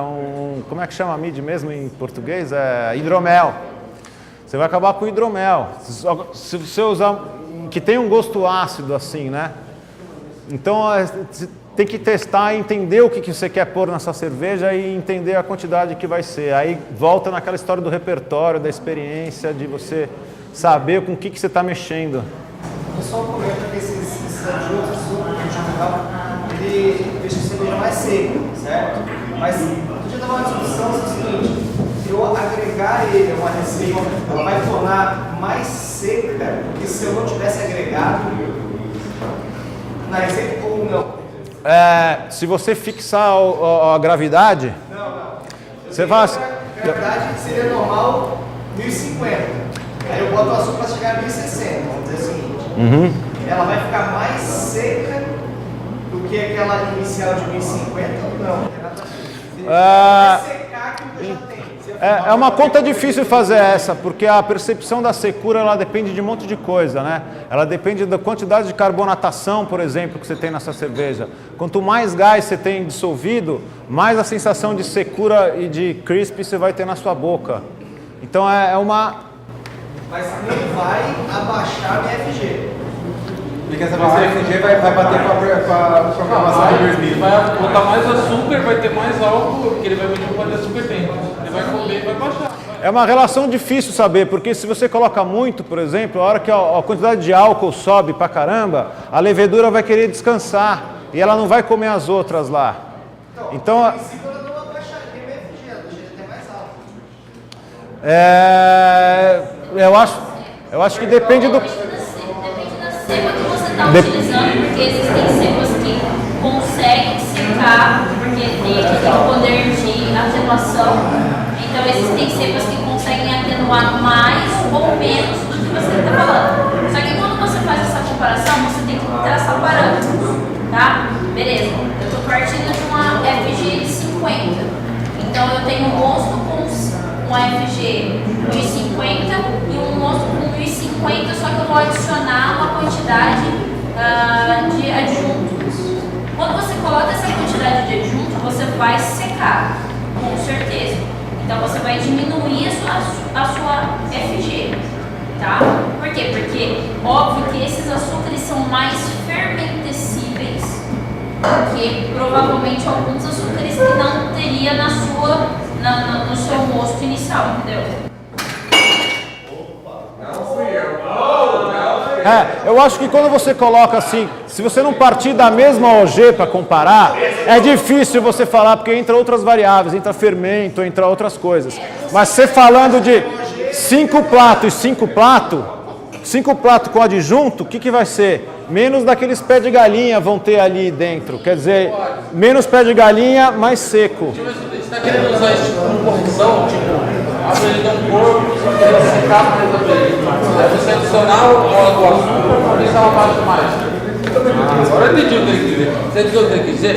Entendi. Usar para corrigir, por exemplo, deu muito alto o corpo da cerveja, ele queria deixar ela Dá mais um pouquinho seca. mais de álcool, só vou baixar o fogo também, né? Seria isso. Então, mas aí você tem outros efeitos que você precisa entender, cara, que acontece na harmonização de todos os elementos da sua cerveja, o alcoólico com o açúcar residual, com o amargor, com a carbonatação como entra aqui dentro, com o lúpulo, o tipo de lúpulo ou não lúpulo que você vai pôr, se você vai azedar essa cerveja ou não, colocar lá outro bicho. Quer dizer, quando uma variável entra com outra, aí começa a ser uma discussão que pode ir para muito lugar, cara. É difícil você ter esse parâmetro. É melhor tentar isolar as variáveis e ver o que acontece para nossas mentes mais humanas e simples aqui conseguirem entender o que isso acontece. Geralmente, quando você usa esse tipo de adjunto, é quando você quer realmente o que ele falou. É quando, sim, você substitui parte do malte por um adjunto. Mas aí, obviamente, você acaba secando, porque o malte ele pode gerar, pelas próprias enzimas, alguns açúcares residuais. Que não são fermentescíveis pela levedura. E isso gera um cursor residual. Já os adjuntos geralmente são bastante fermentescíveis, então você consegue secar eles mais. A parte de secar significa que as enzimas conseguem quebrar esses açúcares e as enzimas conseguem transformar esses açúcares que são fermentescíveis em álcool. E aí você não tem açúcar residual. E aí você não sente esse dulçor. Esse dulçor não gera esse seco. O seco vem da ausência do residual desses açúcares que não são fermentescíveis, não sei se... Mas tem adjuntos também que aumentam o corpo, que nem falaram aqui da Dogma, por exemplo, eles usam dextrina. na cerveja, que é um tipo de açúcar que a levedura não toca e vai dar corpo e veludo lá. Oi? Lactose também? Não sei, não, acho que lactose não. Nessa cerveja não, mas tem... A lactose também é um tipo de açúcar que fica ali e dá corpo também, e dá viscosidade, dá veludado. Aqui também tem um colega que também é da Serra de Paulista lá, que é o Breda, que hoje em dia tem a cervejaria Cuesta, ele tem uma receita para fazer candy sugar. Quem quiser também fazer um candy sugarzinho, aí tem um URL aí.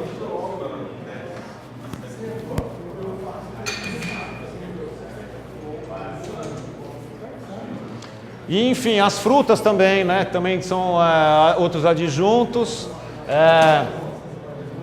Às vezes o pessoal não fala muito disso, mas tem certas frutas que tem muita pectina e fermentar pectina às vezes gera muito metanol, que também não é uma coisa um pouco tóxica, né?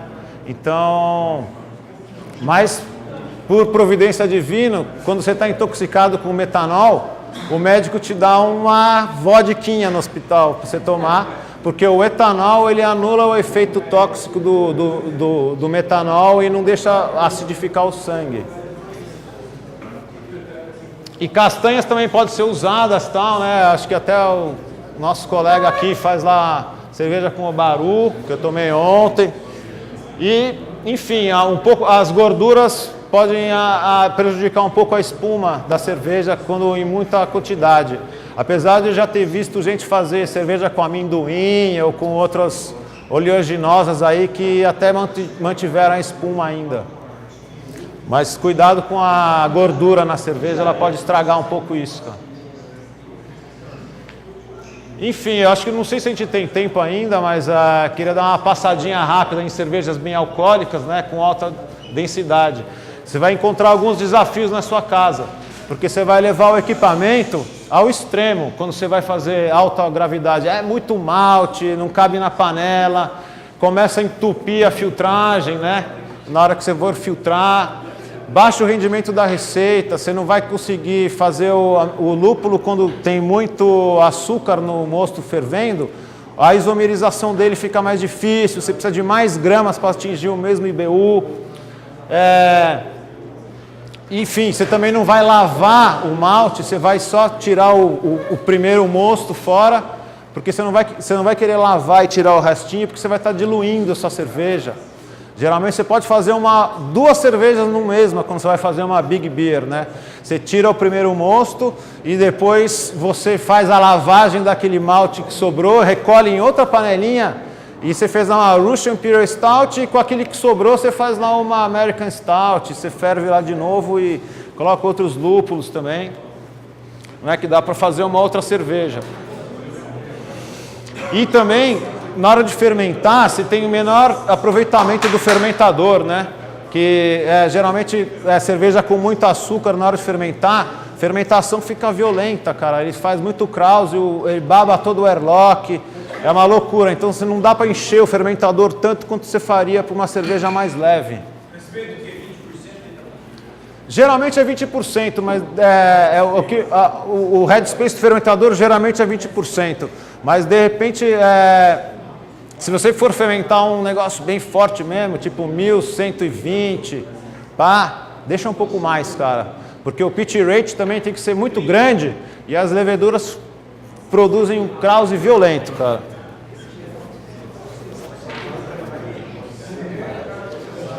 Quando você for fermentar em alta gravidade, é bom você ter alguns cuidados, que nem escolher uma levedura que seja mais resistente ao álcool e atenuativa, para você não ficar com muito açúcar residual no fim, ou a fermentação parar antes, porque a toxicidade do gás carbônico e do álcool começa já a travar a dinâmica das leveduras, porque depois de um tempo que elas vão fermentando, elas começam a entrar em estresse. A gente estressa as leveduras fazendo nossa cerveja, não é o que a levedura gosta, o que a gente faz com elas é uma tortura condicionada para ter o resultado que a gente quer. Levedura gosta de ter oxigênio, gosta de ter temperatura solta para ela se reproduzir e tudo. E se você escolher a levedura errada, ela vai parar antes.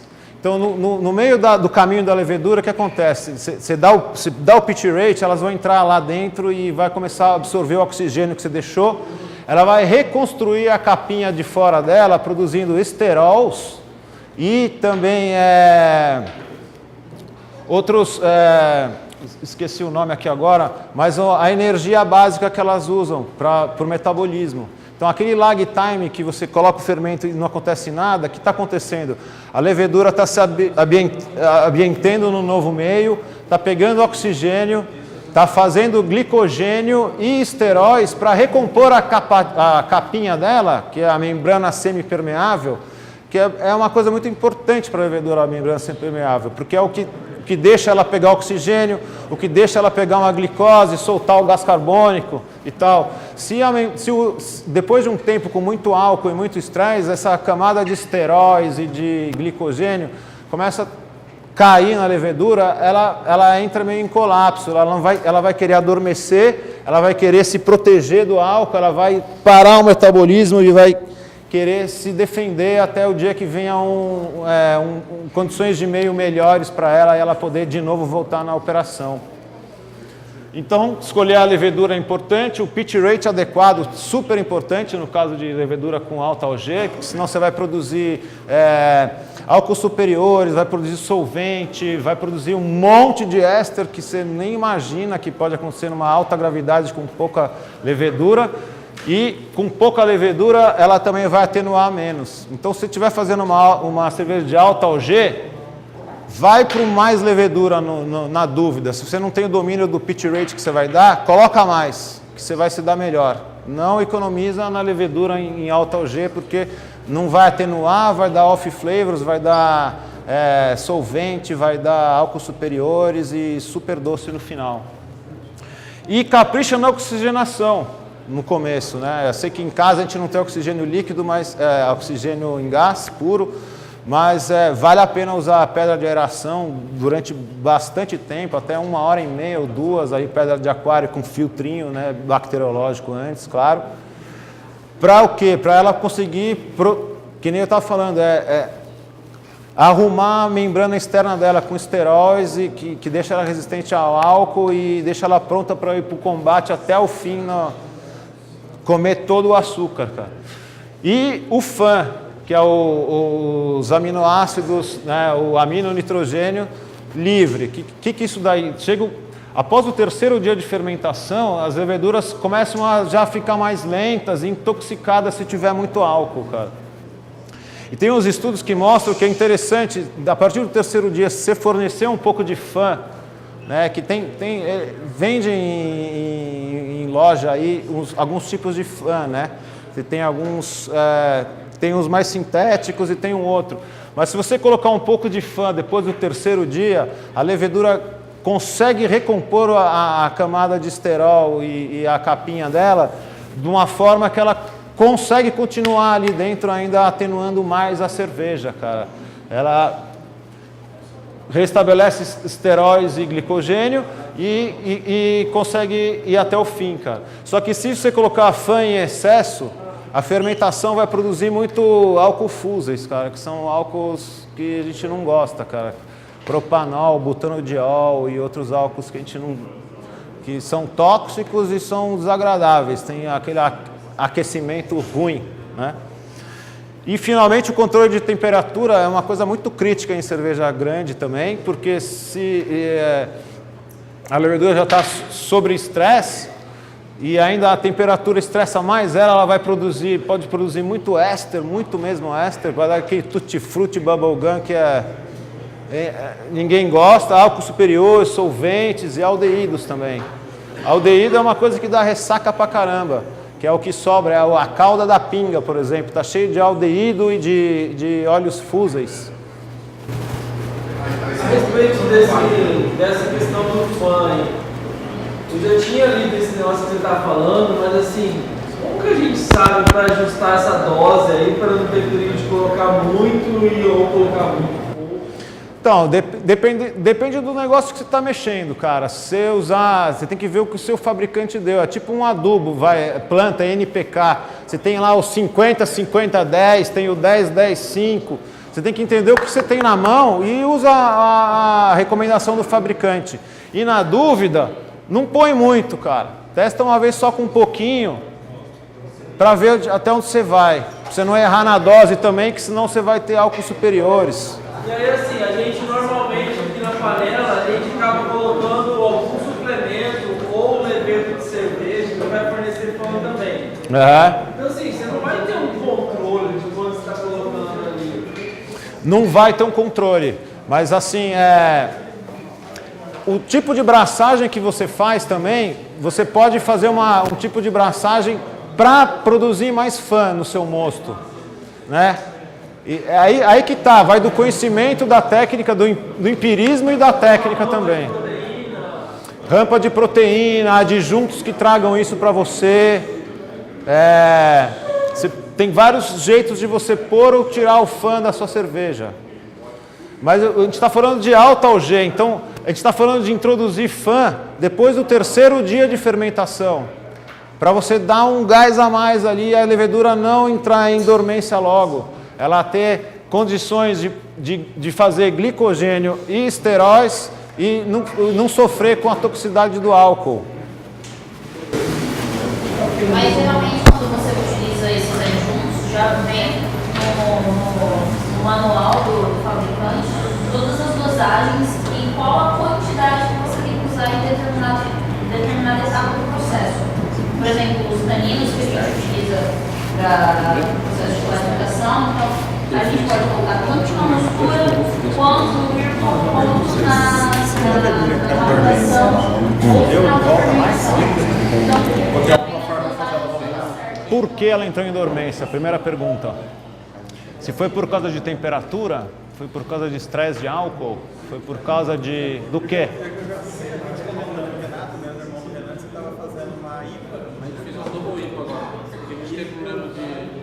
Ela ficou lenta. E engraçado que foi depois, eu não medi por 3 dias, assim, eu tirei 4, 5 dias da primeira medição. Sei. E ela estava muito lenta. Mas é difícil saber isso, cara. Você tem que estudar, tem que ver de onde veio sua levedura, tem que entender onde você estava mesmo. É difícil, cara. Difícil. É melhor dar um repeat. Não é? Você ressuscitar sua levedura dentro do seu fermentador desencana dessa ideia. Bota mais um pitch lá, cara. Bota mais. Pega um levedo saudável, forte, valente ali. Não vai pegar um bicho cansadão, né? Faz um starter lá. Põe mais levedura. Você acha que está travando, a cerveja não está indo para frente, dá mais um pitch rate nela, cara. Joga mais levedura. É a melhor forma de corrigir. Melhor forma. Você não vai conseguir ressuscitar ele. Pode rezar lá, mexer o negócio lá. Mas não bota mais porque deu pau em alguma coisa que dificilmente você vai saber o que foi, cara. Ele falou pra gente fazer uma preparação da levedura para jogar, faz um start com o OG, depois um segundo estágio com o OG mais alto e um terceiro com mais alto ainda. Para já adaptar. Quando você jogar, ela já está acostumada a trabalhar com quantidade com a pressão osmótica, né, tal.